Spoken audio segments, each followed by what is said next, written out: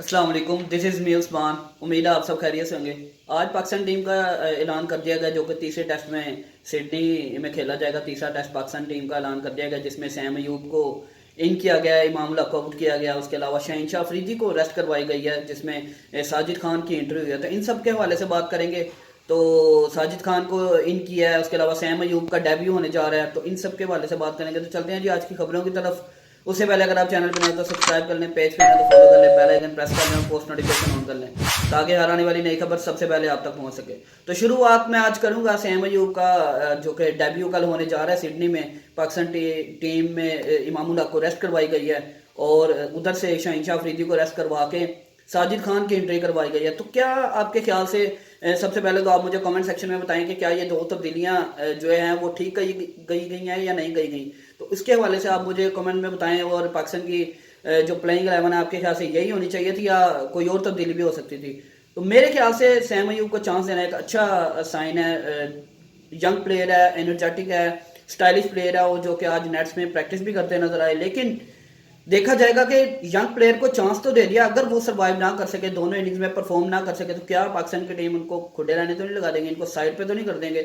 जिस तरह इमाम उल हक को पहले चांसेस मिलते रहे हैं, मेरे ख्याल से अगर एक चांस और दे देते तो फिर क्या था। तो ये सारी चीज़ों को देखना पड़ेगा। लेकिन अनफॉर्चुनेटली इमाम को इतने चांसेस मिल चुके हैं, उनकी परफॉर्मेंसेज नहीं हो सकी। तो सैम को चांस देना चाहिए। और अगर सैम अयूब कल पहली या दूसरी इनिंग में 50 या 50 प्लस कर दे तो वो हीरो बन जाएंगे और पाकिस्तान के लिए मैं समझता हूँ अगले 10-15 टेस्ट तो वो पक्के कर जाएंगे।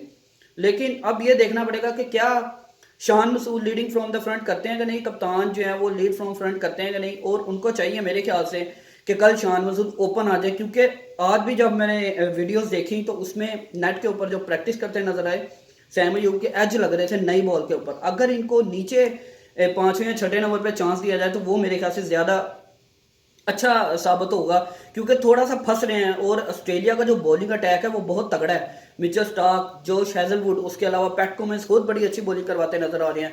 तो कहीं ना कहीं सैम अयूब को इस चीज को भी ध्यान में रखना पड़ेगा। अगर उन्होंने परफॉर्म कर दिया तो वो हीरो बन जाएंगे। लेकिन अगर परफॉर्मेंस उनकी नहीं होती तो इनको भी जहन में रखना पड़ेगा कि पिछले भी आपके जो बहुत बड़े ओपनर्स इमाम और जो भी आते रहे उनसे भी परफॉर्मेंसेस का सिलसिला नहीं होता रहा। तो बच्चे को चांस देना चाहिए। अग्रेसिव प्लेयर है और अच्छी क्रिकेट देखने को मिलेगी मेरे ख्याल से सैम अयूब की तरफ से। तो ये एक अच्छा साइन था जो कि एक्सपेक्टेड तब्दीली 2-3 दिनों से पहले से ये पता चल रहा था कि इमाम को रेस्ट करवाने के लिए पाकिस्तान की टीम सोच रही है। तो हफीज को अब देखें, डिसाइड करते हैं कि वो इमाम को रेस्ट तो करवा दी है। अब सैम अयूब को वो किस पोजीशन पे खिलाते हैं, आया वो ओपनर करवाते हैं इनको या फिर पांचवें छठे नंबर पे। ये देखना पड़ेगा कि कल पाकिस्तान की टीम सैम अयूब को किस तरह यूटिलाइज करती है।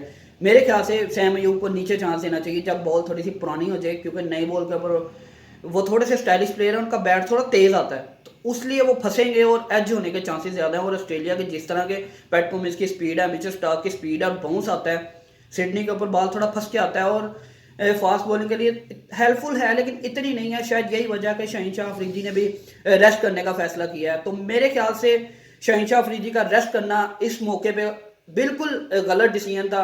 वो शायद इसलिए कि टीम मैनेजमेंट सोच रही है कि जो न्यूजीलैंड के अगेंस्ट सीरीज होने जा रही है, न्यूजीलैंड की सीरीज की वजह से, जो कि अगला पाकिस्तान का सुपर न्यूजीलैंड में होने जा रहा है, इस वजह से शहनशाह अफरीदी को रेस्ट करवा दी गई है। अगर शाहीन अफरीदी ये वाला टेस्ट खेलते तो उन्होंने 3 मैचों में कप्तानी करनी थी और 2 में किसी और को देनी थी।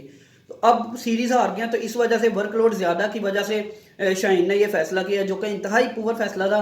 मैं समझता हूँ कि पहले टेस्ट में तो शाहीन की बॉलिंग उस रिदम में नहीं थी, लेकिन मेलबर्न के टेस्ट में शाहीन की बॉलिंग उस लेवल की हो गई थी और वो प्रॉपर 4 विकेटें इन्होंने ली हैं, 4 विकेटें मीर हमजा ने ली हैं। तो वो प्रॉपर एक दफा रिदम में आ गए थे और उसके बाद टीम को छोड़ना मैं समझता हूँ कि गलत था। दुनिया की क्रिकेटर्स जो हैं वो फोकस करते हैं कि टेस्ट के ऊपर फोकस करें, लेकिन हमारे अनफॉर्चुनेटली पैसों की तरफ भागते हैं और इंजरीज की वजह से जो है T20 को प्रेफरेंस ज्यादा देते हैं। अब वर्ल्ड टेस्ट चैंपियनशिप में हमारी टीम के 2 मैचेस जीते हुए हैं और 2 हम लोग हार गए हैं।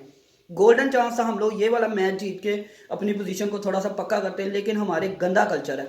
अब आप देख लें वर्ल्ड कप के बाद जब इंडिया की टीम ऑस्ट्रेलिया के साथ सीरीज थी, उनके सारे जूनियर प्लेयर खेले हैं T20। सूर्या कुमार यादव को उन्होंने कप्तानी दे दी। तो आप भी इधर से अगर आप 2 मैचेस का मसला बन रहा है तो आप किसी भी रिजवान को कप्तानी दे दें, हारिस रऊफ उधर है, आप उनको कप्तानी दे दे। 20 ओवर में कप्तानी करना कोई मुश्किल गेम नहीं है, लेकिन हमारे यहाँ पे ट्रेंड अजीब किस्म का है। मुझे तो ये समझ नहीं आ रही कि ये क्या करते हैं। अब पूरी दुनिया क्रिकेट में, अब न्यूजीलैंड में देखे ट्रेंड बोल्ट जो पूरी तरह टेस्ट क्रिकेट के ऊपर उन्होंने फोकस किया हुआ है। हर एक बॉलर का, जो जेमी एंडरसन ऑस्ट्रेलिया इंग्लैंड के जो हैं, उन्होंने पूरा फोकस जो है वो टेस्ट क्रिकेट के ऊपर रखा हुआ है। हर तरह की क्रिकेट वो नहीं खेलते, सिर्फ टेस्ट पे उन्होंने फोकस किया है।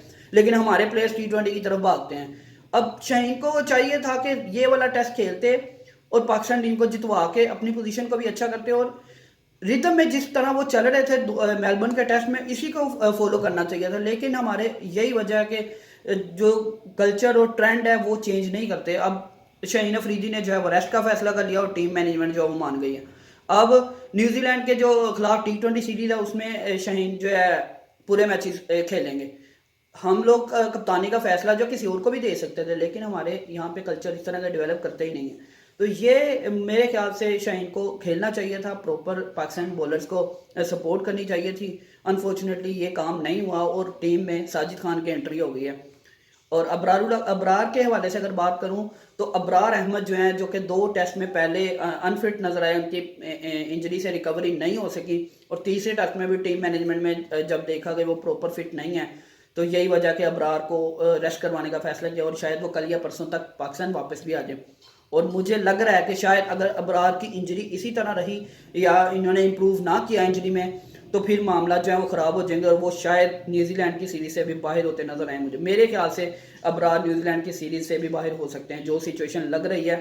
लेकिन मुझे यहाँ पे आमिर जमाल की तारीफ़ करूँगा कि जिस तरह आमिर जमाल टीम के साथ जुड़े हुए हैं फास्ट बॉलिंग में। हसन अली बड़ी अच्छी परफॉर्मेंस दे रहे हैं, मीर हमजा बड़ी अच्छी परफॉर्मेंस दे रहे हैं।